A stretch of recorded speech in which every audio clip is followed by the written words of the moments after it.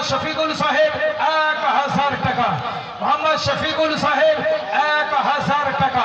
শফিকুল সাহেব 200 টাকার হবে না, বারহে শরীফ হয়ে যেত। রাসূলে কায়নাত সাল্লাল্লাহু আলাইহি ওয়াসাল্লাম 12 রবিউল আউয়াল শরীফে উনি জগতে এসেছেন।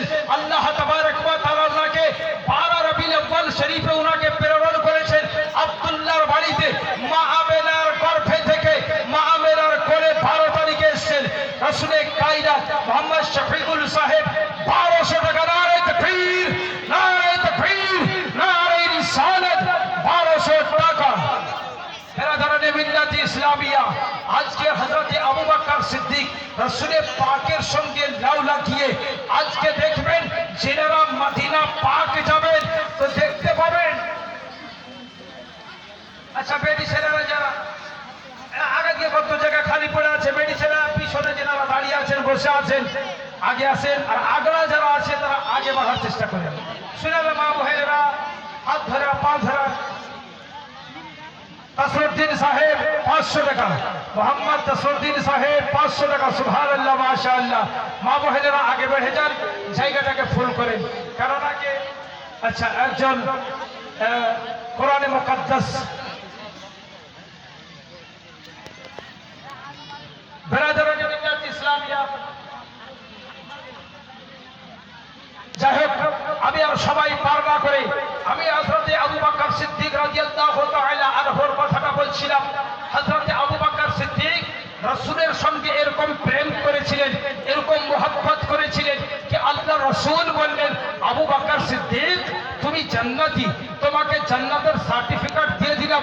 বেরাদারানে ইসলাম, হযরতে আলী মুর্তজা শেরে খোদা রাদিয়াল্লাহু তাআলা আনহুকে বলেন, এই আলী শুনে নাও, আমার যখন মৃত্যু হবে, আমার যখন এই দুনিয়া থেকে রূহটা পরবাস হয়ে যাবে, তো আমার লাশটাকে হাটে রেখে হযরতে আবু বকর সিদ্দিক আলীকে বলছেন যে রাসূলের কায়নাতের রওজায়ে আনওয়ারের সামনে রাখবেন।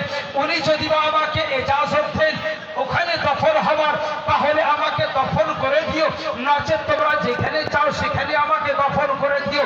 হযরত আলী রাদিয়াল্লাহু তাআলা আনহু ওই কথাটাকে কানে রাখলেন। আবু বকর সিদ্দিক জগৎ থেকে গেলেন।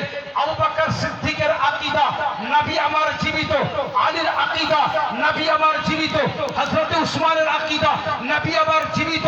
হযরত আবু বকর সিদ্দিক যখন জগৎ থেকে পর্দা করে গেলেন, হযরত আলী গোসল দিয়ে চার পাইতে লেটিয়ে আবার কিন্তু রওজায়ে আনওয়ারের সামনে রাখলেন আর বলেন, ইয়া রাসূলুল্লাহ হাযা আবু বকর সিদ্দিক, ইয়া রাসূলুল্লাহ ইনি হচ্ছেন আবু বকর সিদ্দিক, আপনার এখানে দফন হবার ওনার ইচ্ছা, আপনি ইজাজত দেন তাহলে ওনাকে দফন করব। ইয়া রাসূলুল্লাহ আপনি যদি অনুমতি দেন তাহলে দফন করব। বেরাদারানে মিল্লাত ইসলামিয়া, রাসূলের কায়নাতের রওজায়ে আনওয়ারের যেই চৌকাঠ ছিল, আলী যেমনি বলেছে চৌকাঠ দরওয়াজা খুলে গেল। বলেন সুবহানাল্লাহ, জোরে বলেন সুবহানাল্লাহ। আব্দুল করিম সাহেব 510 টাকা। হযরতে আবু বকর সিদ্দিককে নাভির পাশে দফন করা হলো রওজায়ে আনওয়ারে, রাসূলের কায়নাতের পাশে আবু বকর সিদ্দিক আরাম করছেন, তারপরে হযরতে উমর ফারুক আরাম করছেন। এনারা কিভাবে উনার জায়গা ওই জায়গাতে হলো একমাত্র মুহাব্বত ছাড়া কিছু নাই।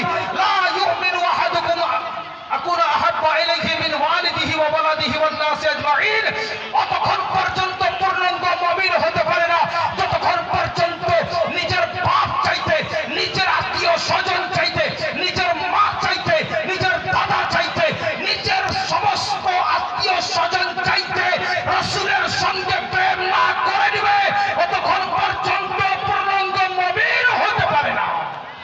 বেরাদারানে ইসলাম, যাই হোক আমরা উরসে পাকে হাজিরি দিয়েছি, আমরা বসে থাকবো খুব শান্তি শৃঙ্খলা বজায় রেখে আমরা যেন বসে থাকতে পারি। আর উরসে পাককে আমরা পুরো রাত ভরে আমরা যেন শুনি। আমরা এক থেকে এক বক্তা ডেকেছি, তাদের বক্তব্য শুনবো। এই বলে আমি আগে না বেড়ে আমি আয়াতে পাক পাঠ করেছিলাম, আলা ইন্না আউলিয়া আল্লাহি লা খাউফুন আলাইহিম ওয়া লা হুম ইয়াহজানুন। খবরদার, হুঁশিয়ার, সাবধান, যারা আল্লাহর ওয়ালি তারা কি হুকাল এবং পরকাল তারাকে কোনো কালে ভয় নাই। ওয়া আখিরু দাওয়ানা আলহামদুলিল্লাহি রাব্বিল আলামিন। من كل ذنب وأتوب إليه اللهم على سيدنا مولانا محمد وعلى آل سيدنا وعلى آل سيدنا مولانا محمد। السلام عليكم ورحمة الله وبركاته।